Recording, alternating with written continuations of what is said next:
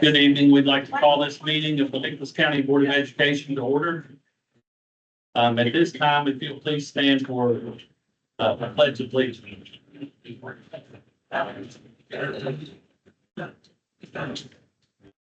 I pledge allegiance to the flag of the United States of America and to the republic which stands one nation under God, indivisible, with liberty and justice for all.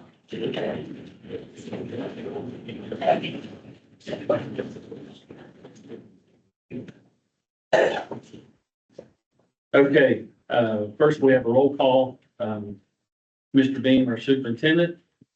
Here. I am Chip Ryan. I'm here. Mr. Moose. Here. Mr. Ferguson. Present. Mr. Berry. Here. Mr. Green. Here. Okay, announcement of public hearing procedures. All public participants speaking before the Nicholas County Board of Education will have up to 3 minutes to share their thoughts. No member of the public may present more than once. Individuals may not assign or relinquish their allotted time to another individual. Nicholas County Board of Education is required to follow the Sunshine Law and may not discuss or answer questions. Therefore, no decisions will be made at tonight's meeting.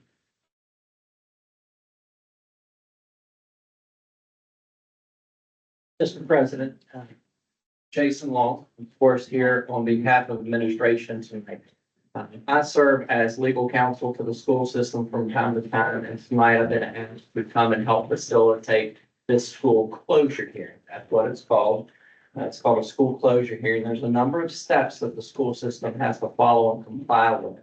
There's a state policy, there's a state code, and up to this point, all of those steps have been satisfied.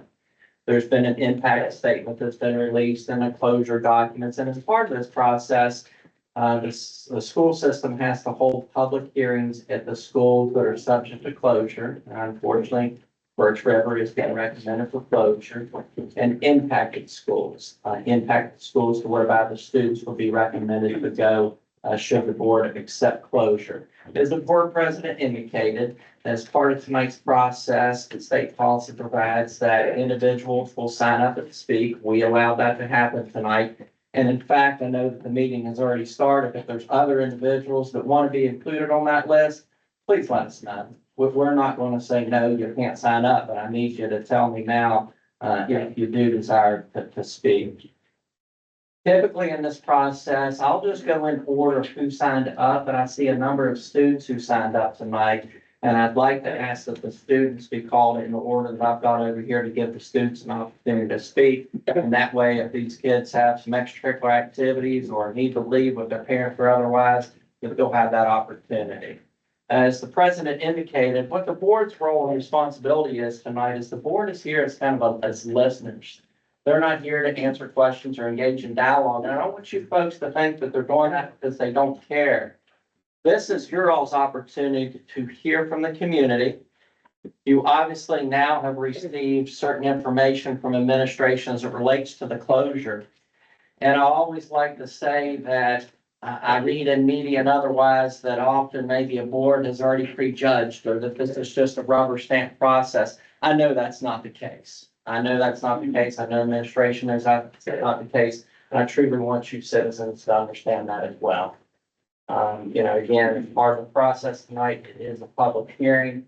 We will have the time, the individuals speaking. We will do that. If you go over 3 minutes, I'm not going to stand up and say sit down, but just keep that as a courtesy in mind to try to say within that 3 minutes. Even though I understand that you all have invested a lot more in this community than 3 minutes that you're being afforded today. If it goes to 5 minutes, so be it. I anticipate we have sufficient time to be listeners and get to where we need to be. The gentleman in here that's going to be a court reporter tonight that transcribes all of this information, that's another requirement that has to take place from the State Department for that to occur.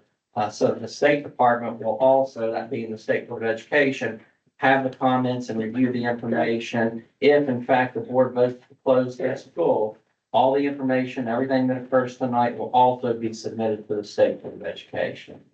So with that said, we'll begin allowing folks to address the board in terms of presentations and statements. If you all have statements that you want to give to the board, either in making them or after you make them, we'll take those and I will make sure that every board member gets a copy. And if you don't have a copy for yourself, we'll make sure that we get a copy for you. So again, if there's any statements that these students have that they want to give to the board members, you can speak, we will give it to the board, we'll make sure they get copies, and if you want a copy, we'll make sure we get it back to you as well as parents and community members. With that said, the first student that has signed up is going to be an Amelia, Amelia, A. Asbury.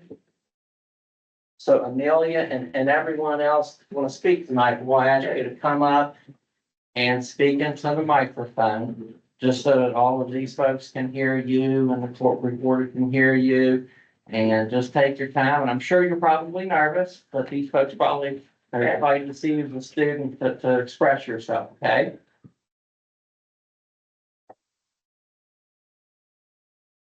Hello, my name is Amelia and I am a fifth grader at Birch. There are many reasons I do not want our school to be closed. The first reason is that our school is so small and its class size is smaller.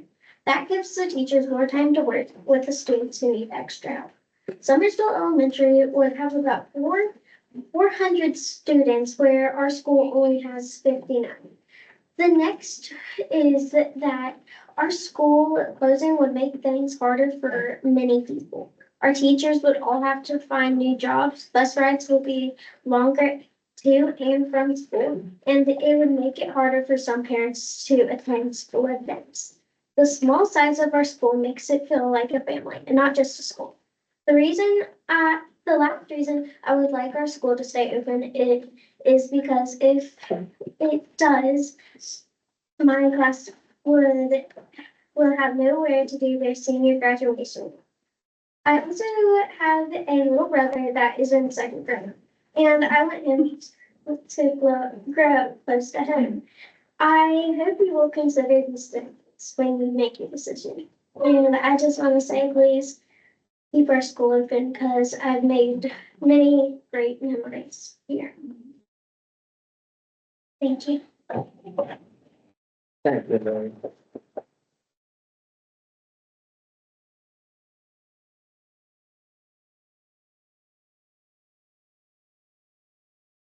The next student, and I may ask one of our classmates to read what this name is. I can. Amelia, can you help me with who this is? Madeline, is there Madeline?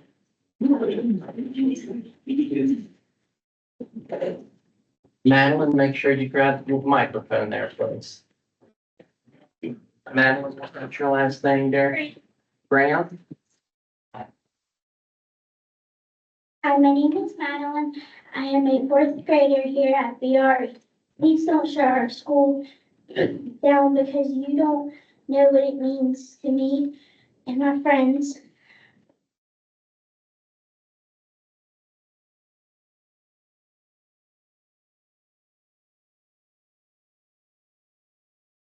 Means to me and my friends.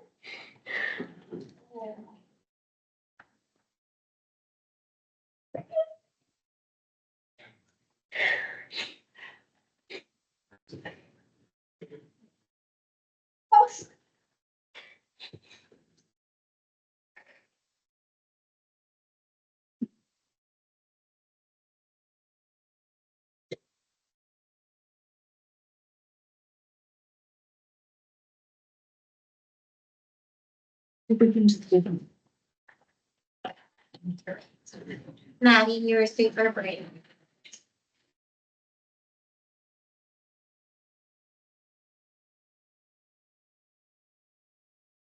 Rachel, I'm gonna make sure the board gets a copy of this, okay? And we'll make sure you get a copy back.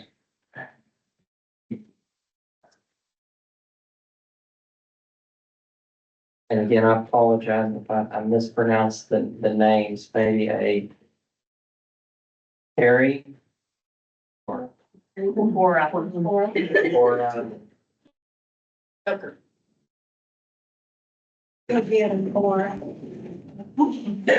shoot here, just so I can keep track. Oh, no, that's Kensley's. Hensley, sorry. Hensley, your last name? Cornet. Thank you.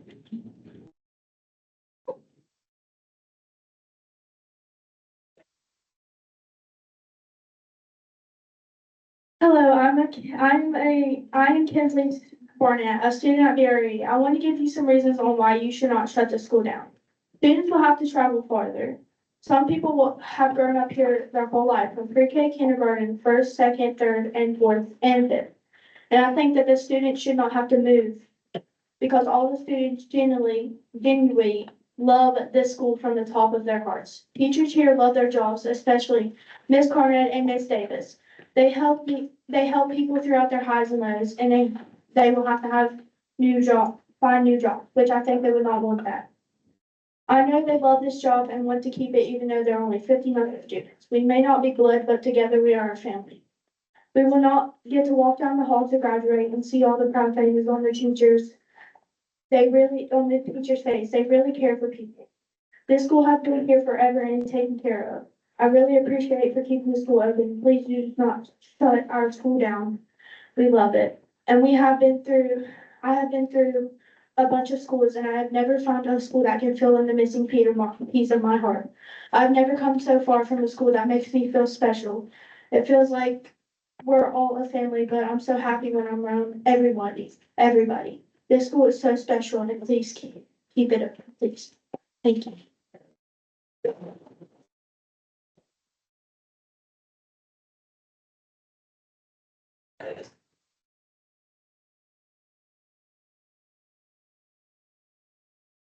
And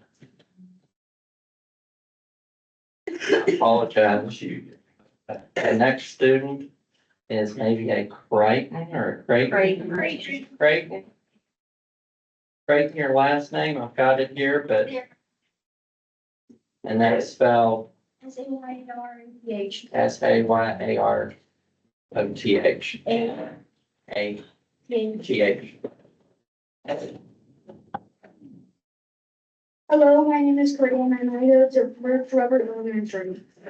I am a fourth grader and this is some reasons why I don't want this school to shut down. Number one, the car rides will be longer than usual and use more gas money. My parents want to be able to make it to my plays and presentations.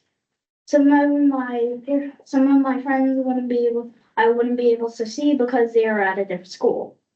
I won't let anyone at a new school. I'm not comfortable in big crowds. That is why I don't want to shut down my school. Thank you.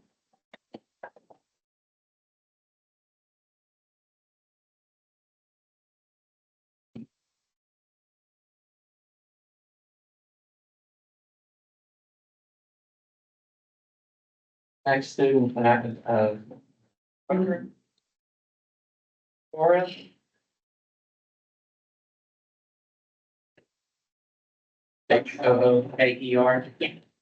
Yeah, put her.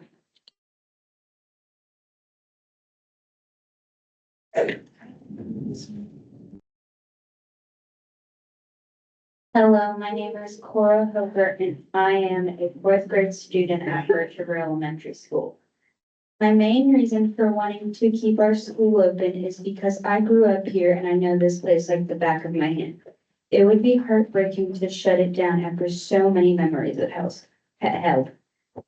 Another reason is that pre-K would have to travel farther just to get to school, which in my opinion is a waste of gas money. It will be difficult for those little kids to ride the bus that far. Plus, traveling farther would mean I'd have to wake up early and I would be tired every day. The third reason is some parents won't be able to attend school events more often. The next reason is that teachers here would be finding it hard to find new teaching jobs since the school was closed and there may be no other teaching jobs available close to their home. My friends and I would be separated from each other if we go to separate schools. Thank you for listening to my reasons and for taking them into consideration.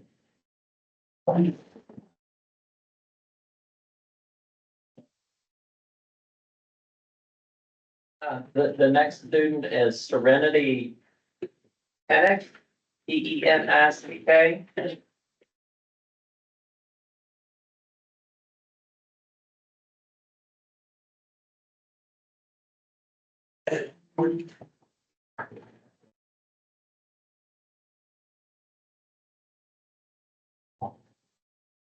Hi, my name is Serenity Pennick. I am a student of BRE school, and I have a few reasons why you should not shut down our school. It would make me and my friends and students' parents' lives so much harder because some of us live 30 minutes from the nearest other schools or farther. This is the school that I grew up in, and if you close it, I will be upset because I have a lot of memories here. Memories that can never be replaced, and kids at our school with IEPs and that have 504s may suffer if they are in a bigger classroom. I am afraid kids IEPs and 504 plans may suffer the most. Small classrooms make a dramatic difference to these kids.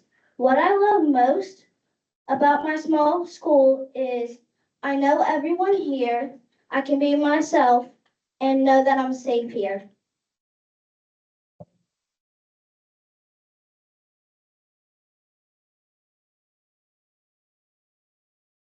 Student Jordan Mullins.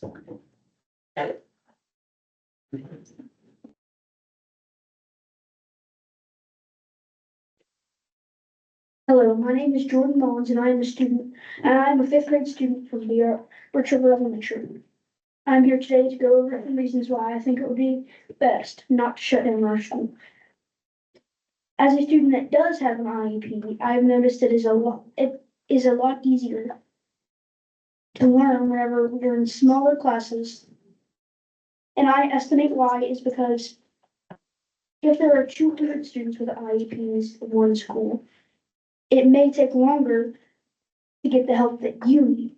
If there's only 10 students that have IEPs in one school, it would be easier to get the help that you need. It would also be harder for me and some of my friends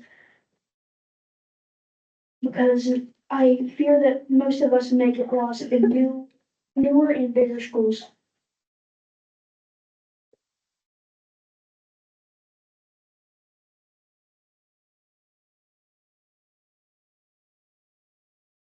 Jordan was the last student that was signed up. And again, normally we would then go to the next adult that is signed in to speak. Are there any parents of students who've signed up to speak that would like to go ahead and speak in case your student has an extracurricular activity or a reason that you may need to leave? We have some past students that have signed up if you want to let them. Okay. And from the past students, I'm not sure I'll be able to distinguish those, so I think I'll just go in order in terms of who our folks are. So the first individual we'll start with is Ms. Wagner, Phyllis Wagner, WAGGNER. Why first? You called me first. I don't like to do this. My name is Phyllis, my name is Phyllis Wagner, and I met Mr. Bean at the lane at the cornerstone at the high school in Kansas, on the other one I know here. But all through school, I've known the Board of Education because I was an original kid to start here. Whenever the school was opened here, I was a student at Poplar School, one-room school. They closed it, they tore it down while they were building this. But they moved us down here and the school was not hardly finished. Put it closer to you. This gentleman's got, Anyway, when they moved us down here, the school was not completely finished. And the pauper kids had to go down in the lunchroom for about 3 months to a Mr. Alan Brenner. So that's how I started here at Birch River Elementary. I went to school here my 8 years. Then I went to Nicholas County High School. I graduated in the class of 61, which was the best class to ever graduate. And I've been to all of our class reunions. After I graduated, I got married. I've been married 61 years. And I came back I started cooking, and I cooked at the high school, and that's how I got to know Miss Matheny so well, Pat Matheny. She was principal at the high school when I was a cook over there. And then I transferred back here to my original roots, and I cooked here till I retired. And Mrs. Beveridge and the school gave me a retirement party here in this room right here, and had a bluegrass band up there instead of you all for my retirement party. And I want to tell you all what this school has done, not just for me, but for our whole community. And anyway, do I have to quit? Oh, anyway, one thing it's done is this is where we always had the elections, which is very important for America, because we had the freedom to vote for what we want. We used to have them up in the school, but now we have them here in this room. The only time we've not had them in these two places was during COVID. We had down in the lunchroom one time. And I've worked there all the elections. And also, this here they have out back, that's where a helicopter lands for meet the ambulance. I don't know if y'all knew that or not, but our playground back there is. I don't want it to grow up in Bruins age. I'd rather have that helicopter there to pick up our loved ones. And anyway, after and I'm getting scared. Anyway, you do that. But the most important thing I want to get back to is some of these children that are going to be uprooted now were not even born in 2016 when we had the flood. And this is the only building in Birch River that was not flooded. They had to bring everything in here. Our health department set up right in there and gave all of us tetanus shots. We had to come here to get our water, our fertilizer. My home is 4 cinder block high, and Birch River got up 3 cinder blocks. We had to come here to get the fertilizer from FEMA to put around it, all the stuff we do. What would we do if we didn't have this? Even our fire department was flooded. Well, we've got a new fire department now, but it's not laid out to have the elections in or nothing like that. Because if they even pulled the fire trucks out to let us use the bays, they couldn't have a fire call because they can't come in while the election's going on to get their bunker gear. We need our school left here for that. But the most important thing we need it here for is for these students that have been here all this time. And especially the ones that have been born since that. I know you all want to hear, but you're getting us a new school built now. I'd like for school to stay here forever, but I at least want it to stay here until the new schools are built.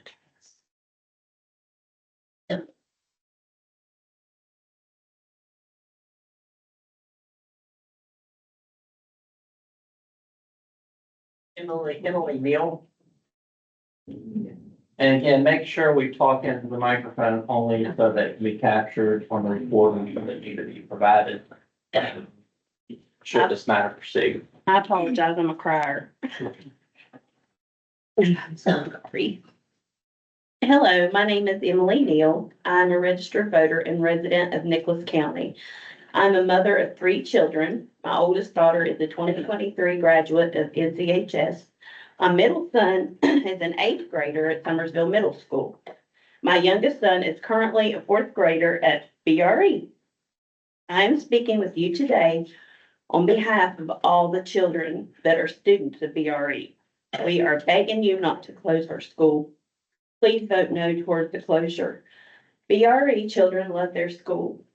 BRE students have some of the most improved and high test scores in the county. The attendance here is proven to be the best in the county. all because BRE kids love to go to their school. These kids experience school here like no other school. They have a greenhouse to learn gardening skills. The amazing playground gives them the opportunity to explore and grow fond of being outdoors. Watching a reoccurring bird nest and the mama bird come back year after year is a gift for young curious minds. The kids get to watch the growing and ever-changing trees each fifth grade class before them has planted. These trees give the children excitement about their futures as a fifth grader to get to choose their tree that will grow, evolve, and continuously change as they will throughout their lifetimes. BRE doesn't just teach math and reading. Each child is taught how special and important they are as individuals in their community. Please don't take this away from them. There is absolutely no benefits of closing the school with consolidation. Summersville Elementary School is an older school that has maintenance issues that needs addressed. Unhealthy airflow and sewer issues are a concern. Placing 100+ more children there is an injustice to both BRE and SES students. The longer travel times along the dangerous trips over Powell's Mountain poses increased risk to younger children that intensifies in the harsh winter months. These concerns alone increase unnecessary risk and stress for these children and their families. Applying for waivers to extend bus transport times for these kids is no way to protect and do for the best benefits for them. Saving money is not an acceptable excuse and should not be the only reason for these two closures, but it clearly is. If this is voted to happen, the BOE will lose more precious kids. Many will go to other counties. Families will apply for the Hope Scholarship and place their children in private schools or homeschool. With this being said, I am again begging you to make the right decision to vote no against the closure of BRE and consolidation with SES. If change is inevitable, wait for the new school for these children. They need consistency and respect. Again, I'm a registered voter and resident of Nicholas County. Thank you for the opportunity to address my concerns.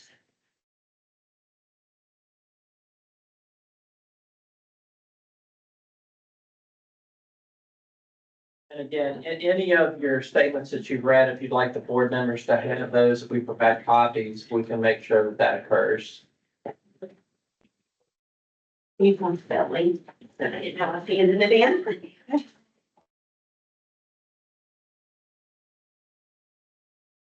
April Davis.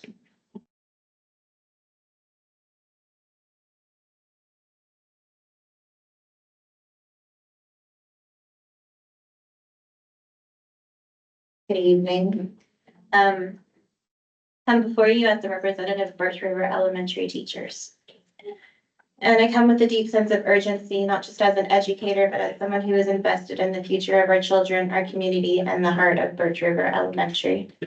As we gather here today, I stand before you with a firm but compassionate plea.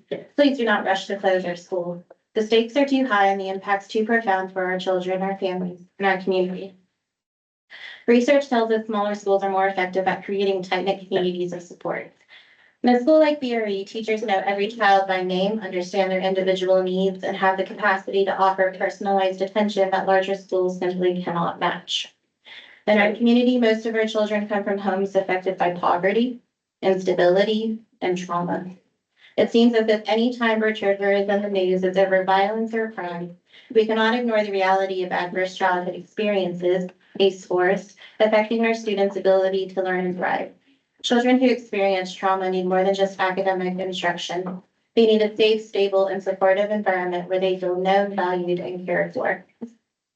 Birch River Elementary, with its smaller class sizes, is uniquely positioned to provide this kind of sanctuary for our children. Smaller schools allow teachers and staff to develop deeper, more trusting relationships with their students, and it is these relationships that help children heal from trauma, manage their emotions, and succeed academically. Research shows that students in smaller schools are less likely to experience bullying, are more likely to form positive peer relationships, and tend to feel a greater sense of belonging. All factors that contribute to a healthier social and emotional development, which we all know is crucial in the post-COVID world. Closing our school now and merging us with another will cause our students to experience far more bullying, and they will lose their sense of belonging. If we wait until the K-8 school is finished being built, they will know they would belong there because then it's their new school and it was built for them. Furthermore, we must consider the impact on our community. This school is where our community goes to gather for joyful holidays as well as during emergencies, such as when Birch River was flooded in 2016.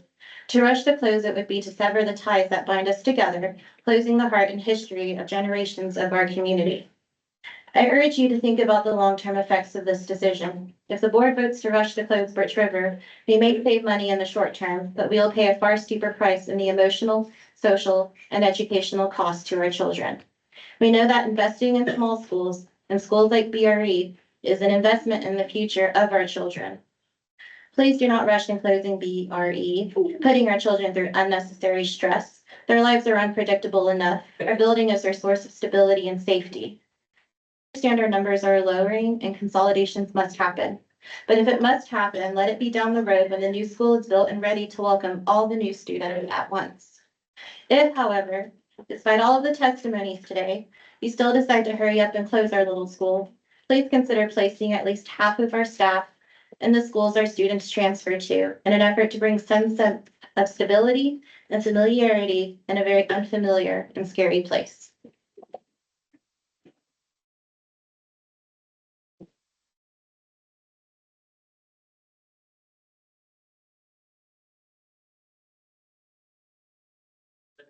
Excuse me, Libby Kaufman.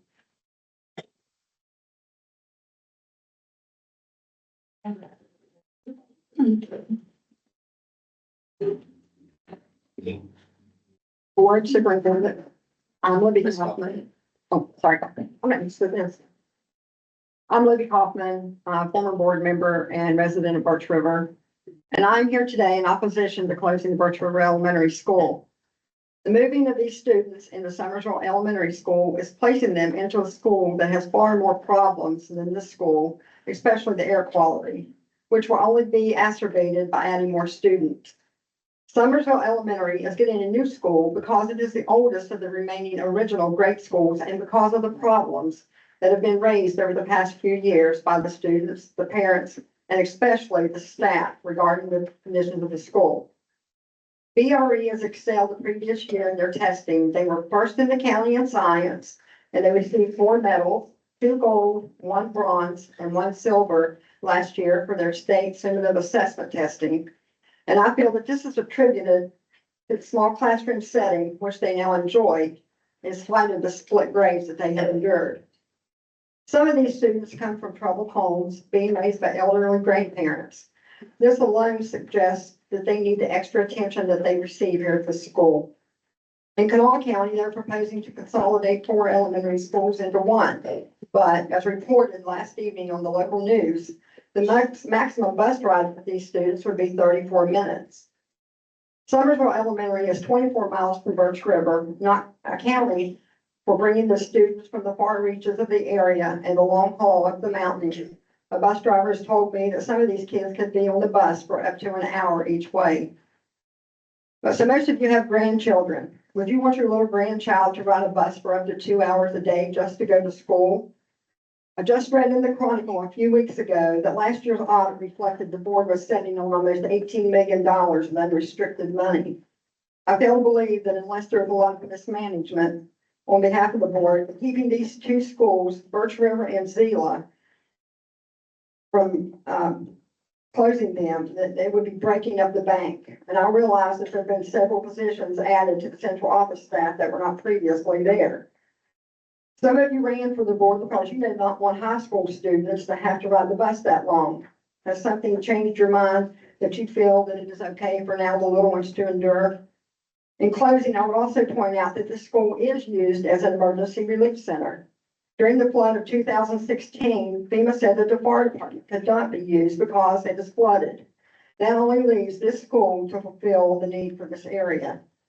And I just feel that this school is very important to this community. It does serve several uses with the voting, the emergency.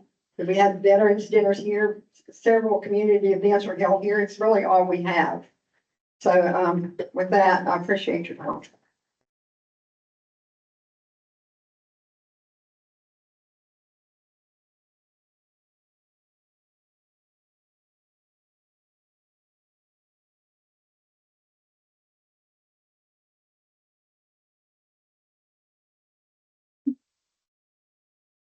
And thank you for having me and listening to me. Can you hear me? Because we're having problems hearing all of you, or the ones that are speaking.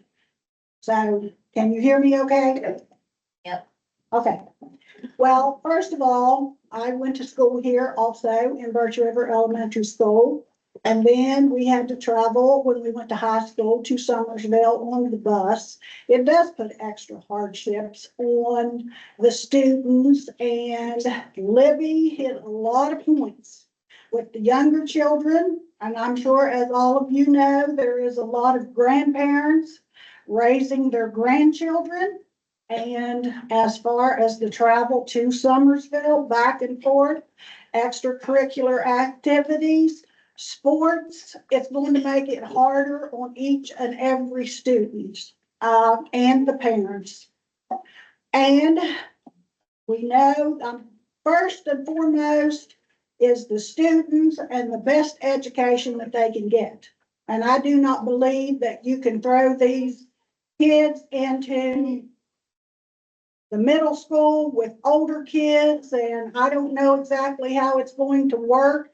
I do know that they're trying to build the new school, which will be great for Summersville, but it certainly won't be great for our children, our grandchildren, the people of the community. And one most important thing that Libby just brought up was this community service.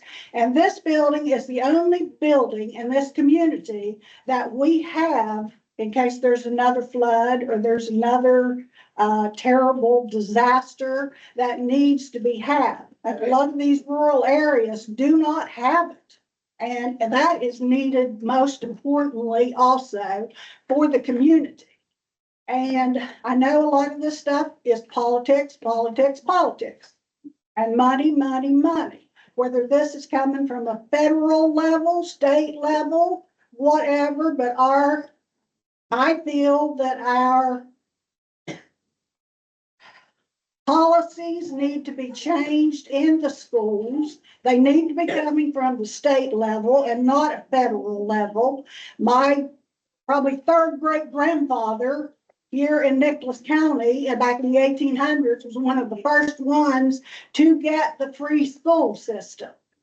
Now, the free school system does not mean we need bukus of money to shut this school, to build a new school, to shut this school down, and more cost to bus these children to Summersville, and the wear, the tear, the problems with the children, and the children are the most important, and to get an education. So this school needs to be here. It needs to be open, and the politics. And I understand that I talked to Mr. Bean, correct? That there's a lot of students. There's only 62 students here right now. And I asked if it was after COVID. He said from 2016. Is that what you told me? Up until now. So a lot of people are homeschooling their children. And I believe this is because of COVID. The government actually scared the people to death. They are still scared to death. Even the teachers, the education, the state workers, they didn't work. But you know, all of our healthcare workers that were in the hospital, all of the other people in the community took care of everybody, and including the teachers and whomever with the state, that they get good pensions, they get the best health care.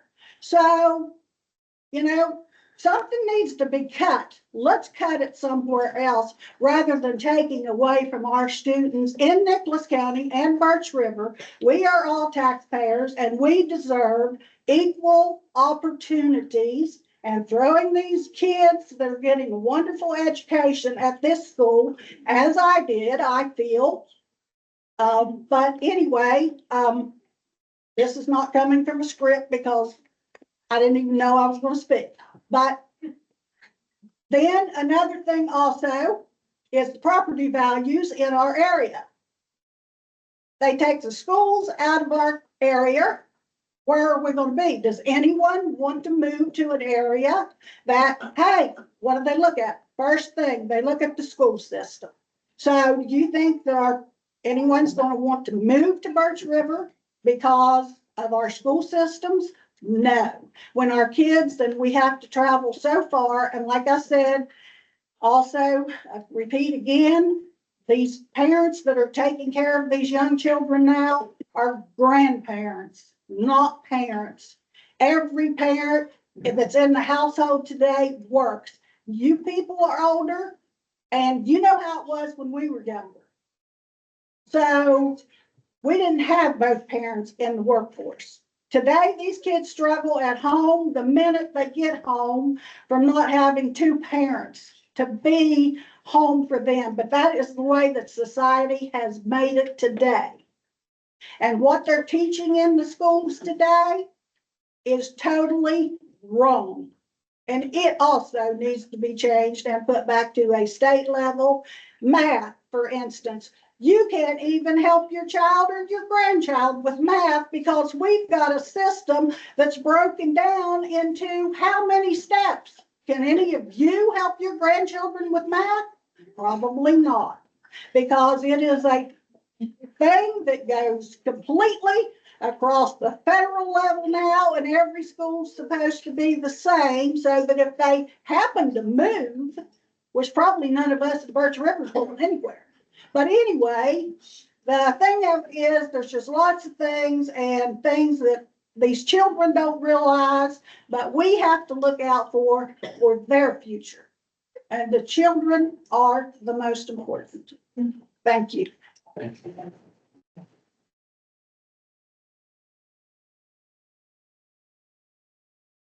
Holly Bell, Bail.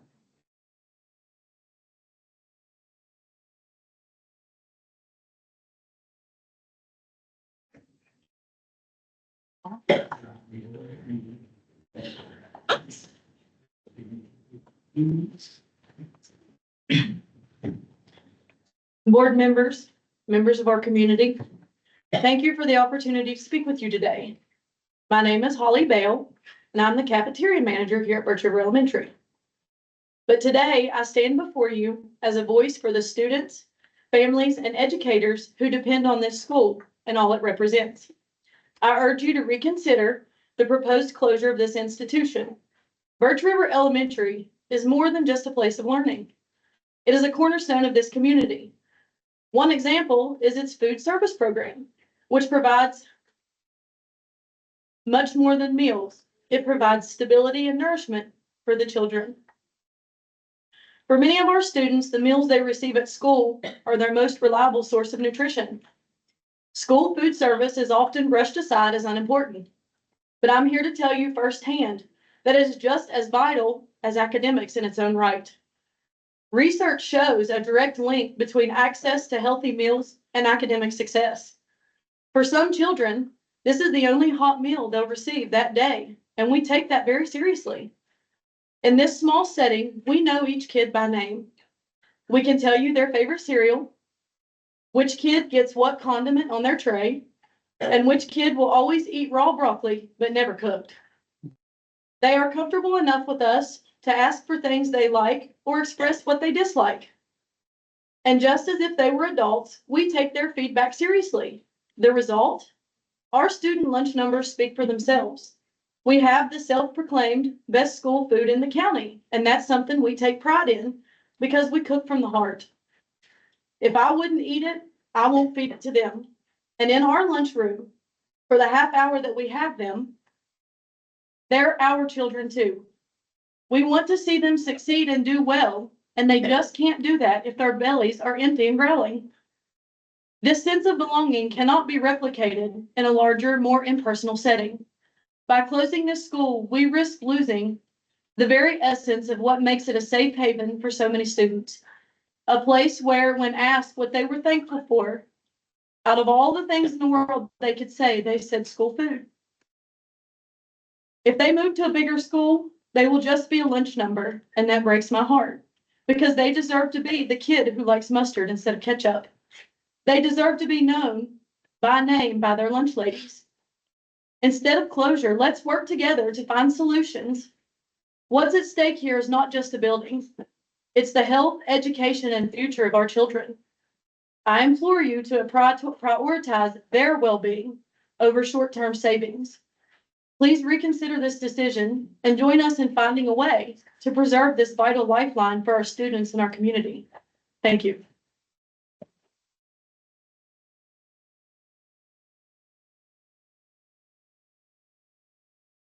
Gracie Bell.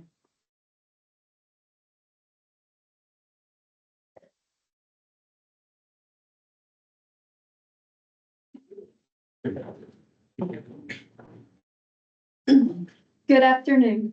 My name is Gracie Bale, and I'm a sophomore in Nicholas County High School. I have a 4.0 GPA and is currently taking 3 honors courses. I participate in many extracurricular activities, such as playing flute and piccolo for the Marching Grizzlies. I'm a member of the track team, and I run hurdles, and I throw discus. I'm a proud member of the Fellowship of Christian Athletes and also the FFA. I tell you this not to brag on myself, but to help you better understand the foundation which was laid for me to get here. I am an alumni of BRE. I have attended here pre-K through 5th. If it weren't for the school and its intimate atmosphere, I'm sure I could not stand here and tell you of the same accomplishments. These teachers and staff took a genuine interest in me. They encouraged me when I was unsure. They accepted me and all my quirks and weirdness. They made sure I mattered. But not just me. They did this for every student. The most beneficial thing about these smaller schools, they create an atmosphere where a child can be vulnerable and not be afraid to fail or get a question wrong. The children know they won't be made fun of or berated for not knowing. They will be offered the help. They will be offered the help to get back on track so that they truly understand and are not lost. I learned that when I went to middle school, that is not just the case in larger schools. They do not and cannot take the time to make sure every single student is on track and up to speed. In my opinion, elementary school is an especially crucial time for the basic foundation to be laid for the rest of their lives. I still use the things I was taught here every day of my life. They stuck with me because these teachers took an interest in me and was invested in my future. Not just me, but every student that has walked through those doors has gotten a quality education because this staff seen to it that every child felt heard and important. I stand here today asking you to reconsider closing this little school. These children deserve to get the same one-on-one attention that I did as a student here. It has really made all the difference in my education thus far, and I'm sure it will stick with me even as I go on in college. And in this crowd today, I have teachers that have sat with me through everything that I've done. My own mother is a cook here, and it means a lot to these kids. Thank you.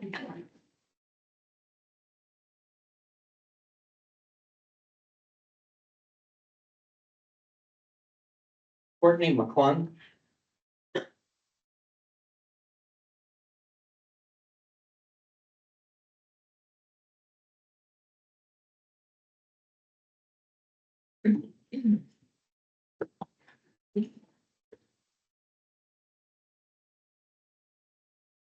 Hello, I actually did not plan on talking either, but I come to you from a different place. I'm not an alumni here. I don't have kids that go here. I'm not even from this county. I'm from Pocahontas County, and I came here on a favor, basically. They needed somebody to do an after-school program. And they called begging me to do it. And I actually live in Craigsville, so I don't even benefit from the community things that happen here and all that this building is used for. So I came here and fell in love with this place and these teachers and these kids and all that happens here. I have a different job now. I'm working in Fayetteville and I drive here. I leave my job every day at lunch and I drive an hour from Fayetteville to here to be able to spend a couple hours with these kids because they're special and they deserve it and they're worth it. And I've seen so much growth and so much life in these kids, and it's just a really special place and a special school. like I said,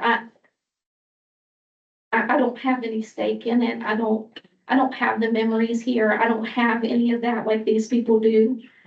Coming in from an outsider's point of view, you can tell how special of a place this is. I've done summer school here now. I've done after school here.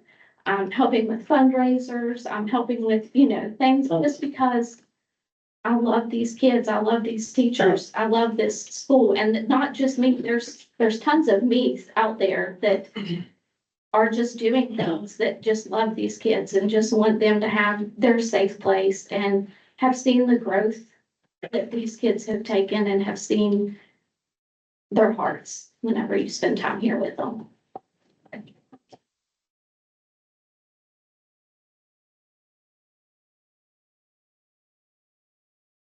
Delegate Heather Colley.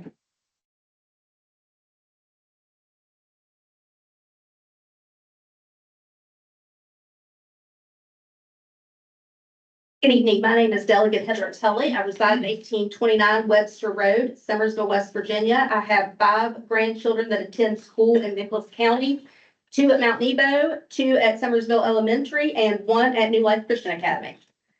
The proposal for consolidating middle and high school presents several compelling arguments in favor, primarily centered around enhanced resource allocation, improved educational offerings, and increased extracurricular offerings. Unlike elementary schools, which thrive on community ties and smaller class sizes, middle and high schools can benefit from the efficiencies that come with consolidation. One significant advantage of consolidating middle and high schools is the ability to pool resources. Larger student populations allow for a wider range of courses, including advanced placement courses, specialized programs, and diverse extracurricular activities that small schools may struggle to offer. This access to more comprehensive curriculum can better prepare students for college and careers by providing them with essential skills and experience that may otherwise be unavailable. Moreover, consolidation can lead to improved financial management and operational efficiencies, especially at the middle and high school levels. Reducing administrative overhead, centralizing services, districts can allocate more funding toward instructional resources, support services, ultimately enhancing the educational experience for students. In terms of socialization, larger middle and high schools provide students with the opportunity to interact with a more diverse peer group. Students can learn to navigate a broader range of social dynamics. In larger institutions can prepare older students to prepare for the realities of the workplace and college. However, when it comes to elementary schools, the arguments for consolidation are much less compelling. Elementary school students benefit significantly from nurturing environments and small schools. The development of strong relationships with their teachers and peers in a familiar setting is crucial during the formative years. Consolidating elementary schools risks disrupting the sense of belonging and community, which is vital for younger students' emotional and social growth. In conclusion, while middle and high school students middle and high school consolidations present clear advantages, including extra resources, breadth of curriculum, and social exposure, it is essential to recognize the unique needs of elementary school students. Prioritizing the distinct benefits of small elementary schools while embracing the opportunities that consolidation offers for older students can create a balanced educational framework that fosters growth and success across all grade levels. We know that isn't quite what has happened here in Nicholas County, unfortunately. I want to talk about some numbers. If you are to consolidate these 4 elementary schools, that's 574 students. I pulled the numbers from West Virginia Department of Education yesterday. I heard a lot of complaining and gnashing of teeth when we talked about consolidating Ridgewood Middle and Ridgewood High School, which by those same sets of numbers would only have 526 students. We heard 250 plus small schools facts from the Ridgewood Incident Commander. We also heard him spout off about being that they were the primary flood affected community. Well, I think it kind of seems to me, people forgot about Birch River and they forgot about the children that live down in Dixie and Belva. that also attend Zeeland. We were talking, I've read a lot about the drop in enrollment and the concern about the Hope Scholarship. Parents are looking for options for their students. They're looking for options when boards of education do things such as this, to provide education in a different setting. I've heard a lot about your new attendance initiatives. How well do you think that's going to go with these students here in Birch River riding the bus, particularly the pre-K and kindergarten students in the wintertime? The legislature did the Third Grade Success Act, which I co-sponsored, to put some extra aids in your lower elementary school classrooms, because we know that those younger elementary school students need good foundational teaching for literacy and numeracy. What we've done here is essentially cannibalize education for our younger students at the sake of preserving a certain area of the county, I feel.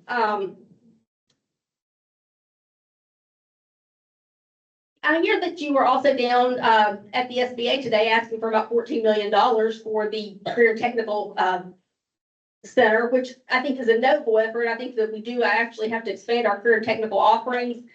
But think about how much money we could have saved and where that money could have gone for these students had we maybe made some different decisions. I also understand that you have hired an assistant superintendent, a couple of extra directors, and no offense, outside counsel, also outside counsel that I heard a lot of people complaining about when they were campaigning. $2 million was also expended on at the Cherry River site to build that school out over policy 6200 for an auditorium and I think a gym. So I think there's some funding that we could probably find to fund some of these schools here and keep these small elementary schools open. Amen. Thank you.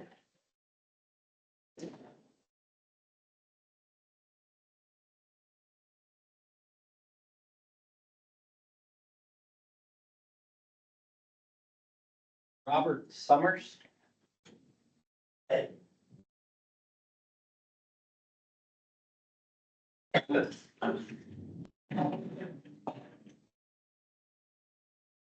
evening. My name is Robert L. Summers.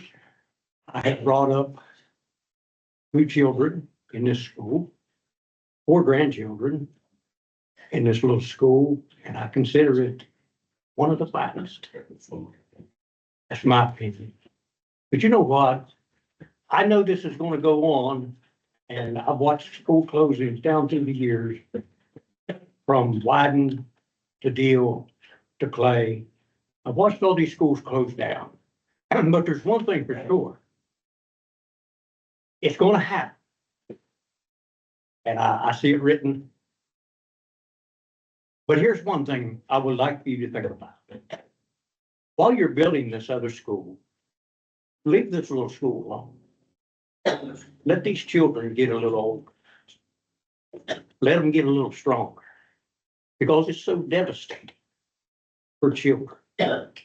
I hear it from the students. I hear it from the children. They come crying because they don't. But I think you ought to reconsider this little school.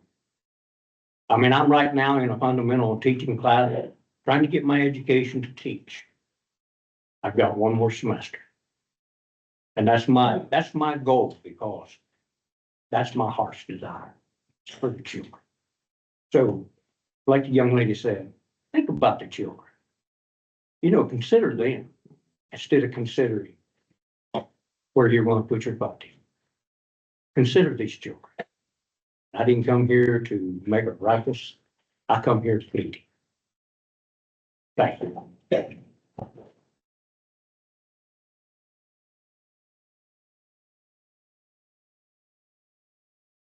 Butch King.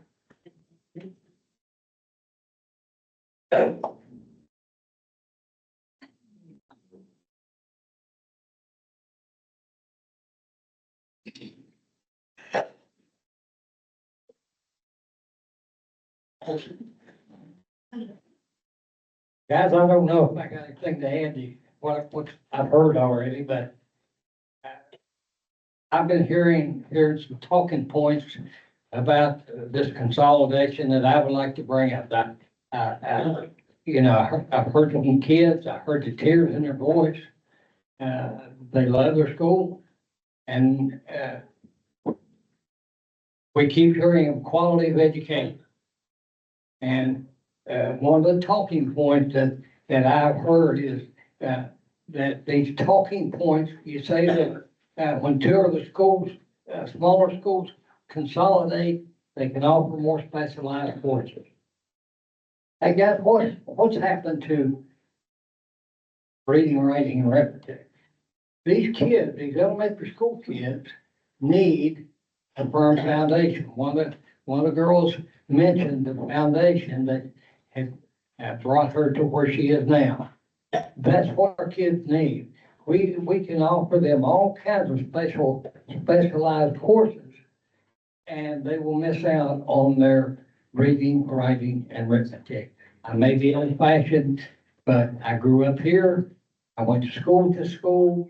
My children went to school. I have a daughter who has a master's degree from WVU. And the foundations that were laid here at Birch River Elementary School. And I appreciate that, and I do not want to see this school closed. Elementary school students need that solid foundation before these specialized courses can be added. The ability to save money is another issue we've heard a lot about tonight. And you point out that the schools that are consolidated, the unused buildings will either be sold or be used for another purpose. You know, in our depressed economy, who's going to buy them? We don't know. And if they sit here, you're going to have to heat them. You're going to have to have lighting in them. So, you know, the utility and maintenance cost, you say, will be reduced, especially in the consolidated, if the the consolidated school is newer and energy efficient. They cite transportation costs. We've heard all those things here today.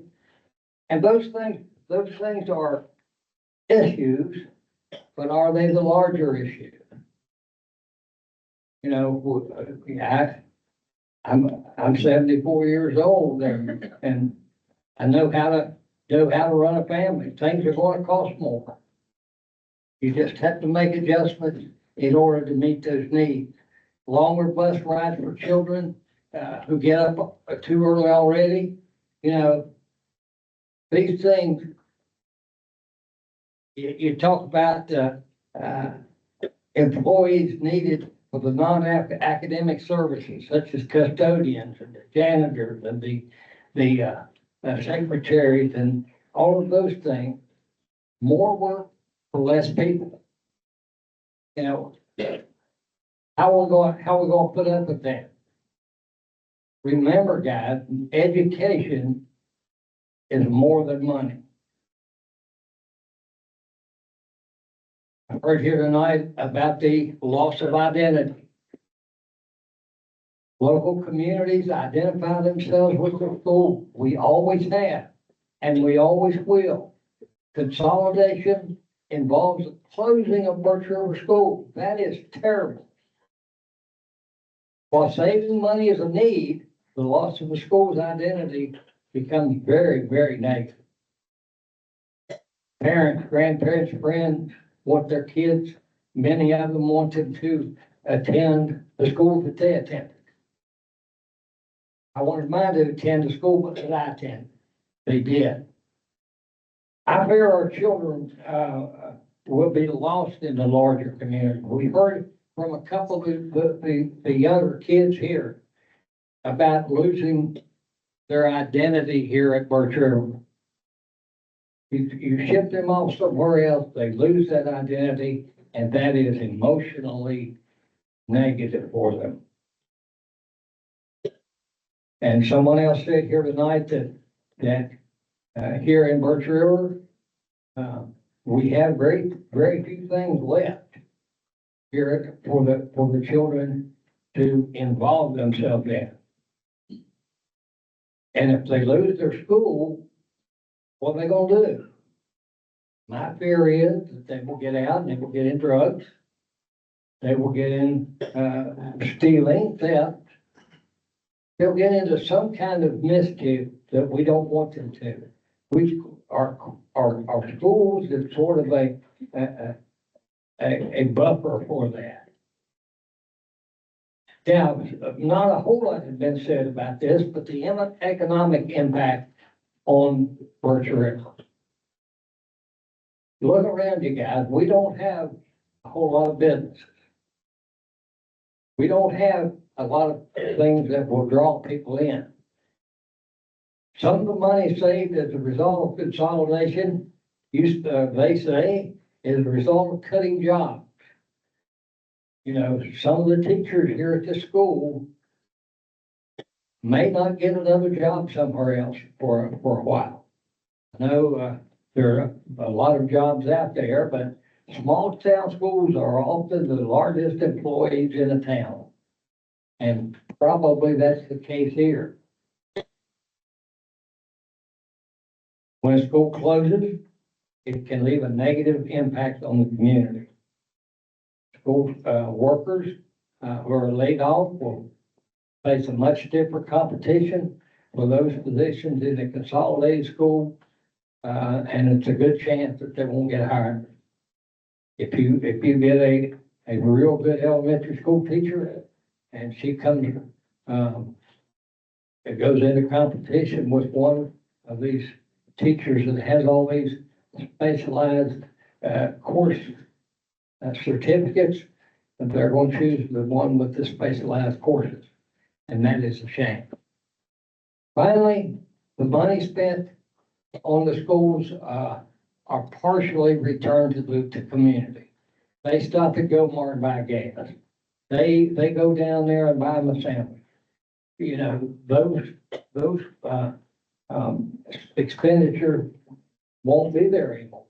The teachers will be over Summersville doing the same thing. So we ask, we beg you not to close Birch River Elementary. You see, you've heard here tonight the impact that it will have on this community. And don't take our schools away from us. Thank you very much.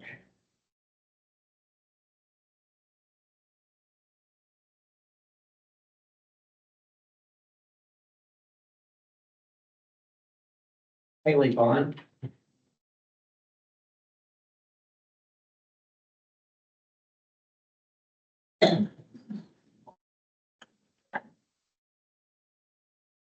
Is it cool if I stand? Because I am currently 9 months pregnant and I cannot get up and down on the chair easily.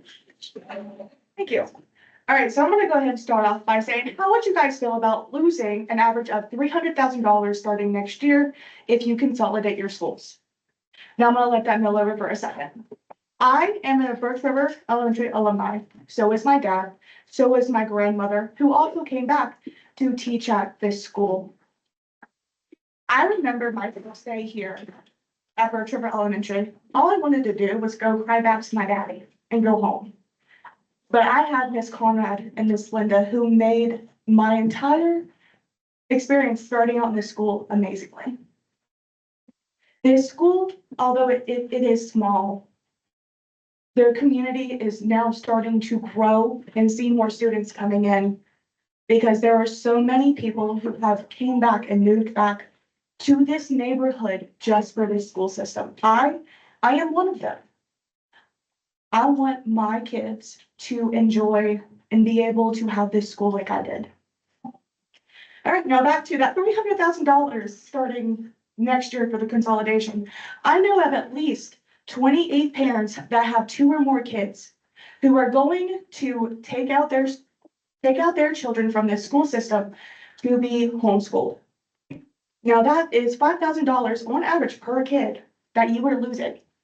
So say two kids per 28 parents, that is $280,000 coming out of the school's funding, correct? So say if those parents have 3 or more kids, that is doubling that number. And it is a guaranteed, if the school consolidates, these parents do not want to send their children to a school who is dilapidated with so many children that their kids are not going to learn anything because they don't have that special connection with their teachers to learn. My daughter is a preschool student for the second time because of her age. And she has learned so much within these past, say, year and a half that she's been here, because the school year's not over yet. She talks, she can spell her name, she can tell her letters. And on average with these larger schools, their students can't even do that by the end of their second year. So these students have a strong connection. These parents have a strong connection to this school. And I would honestly hate to see this school go because of just the experience and the connections that this school, this building has with the community that is growing. There is more children being born. There is more kids coming into this school that is going into the school district. So with losing students to homeschooling, that's more money that is being taken away from the Board of Education to fund everything. And that is just stating the facts that I have heard and talked to other parents about since the consolidation was mentioned. Which, if there was actually a school that was large enough with enough teachers to actually teach these children, then that would be a completely different story because, as we all know, the middle school is still in pods. So where is that one-on-one connection with those students? Because I can tell you, every single student in this school is appreciated and is nurtured into the person that they are going to grow into. May that be a congresswoman or a doctor, or maybe the next principal of this school. Our children are the base of our communities. And if you want to put them into a school that is not ready for such a large amount of impressionable children, then you are ruining their futures. You are taking away everything that they need to learn, to build, to grow. It's like they're a little plant. If you don't water it and nurture it and give it the sunshine that it needs, what happens to it? It's dead within a week.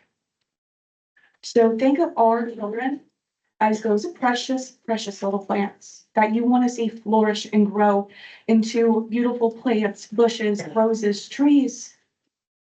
Thank you.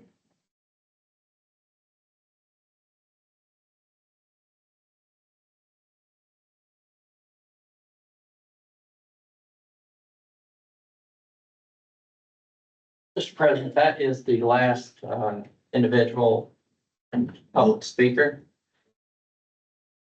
Obviously, again, I want to make it clear, the board is not making any decisions tonight. The board is to hear what the public has to say. There'll be future board meetings, I believe, maybe December 2nd, in which the board will give consideration whether or not they take action. That'll be determined at that point in time. I believe the superintendent would like to make a comment, and at the end of all of these processes, I think it's important, at least for me. I get it, I'm from the outside, I'm from an adjoining county, but I appreciate your all's professionalism in here tonight on some difficult decisions that administration has to make recommendations on, and these 5 board members have to make decisions on. Thank you. You're welcome. Thank you, Jason. Yeah, I want to kind of reiterate what Jason said. I appreciate the decorum that the community has presented to us in a very respectful way. I admire the passion you have for your school and your community. I think it's admirable. And like you said, the board will take all of these comments into consideration before they make the final decision on anything. And we kind of planned on making this decision at the December 2nd meeting. Doesn't mean they actually will. There's a lot to go over here. A lot of feelings out there that we really take seriously and want to consider all these things. Now, some of the comments were made were not 100% accurate. I would like to be able to step in and say something about that, but I'm not going to do that at this point. But there's no doubt that your passion and your concern is real. There's nothing fake about that. And we definitely admire that and appreciate that. And we appreciate you coming out and supporting your school. Thank you very much.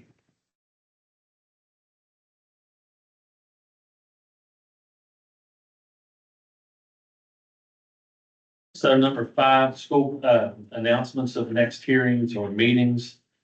School closure hearing Tuesday, November 19th at Zeal Elementary at 7 o'clock. That's here shortly. School closure hearing Glade Creek Elementary School Wednesday, November 20th at the Nicholas County Board of Education, starting at 5.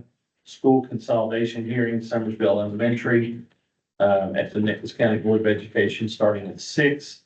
School closure hearings Summersville Elementary School at the Nicholas County Board of Education, starting at 7. School closure hearing Summersville Middle School Wednesday, November 20th at 8. And then our next regular meeting will be Monday, December 2nd. The meeting will be held at the Nicholas County Board of Education. And the purpose of that meeting will be to conduct routine business and possible action on the closing or consolidations of all the schools involved. And at this time, we will not be closing the meeting. We'll be going to recess. Thank you. Thank you.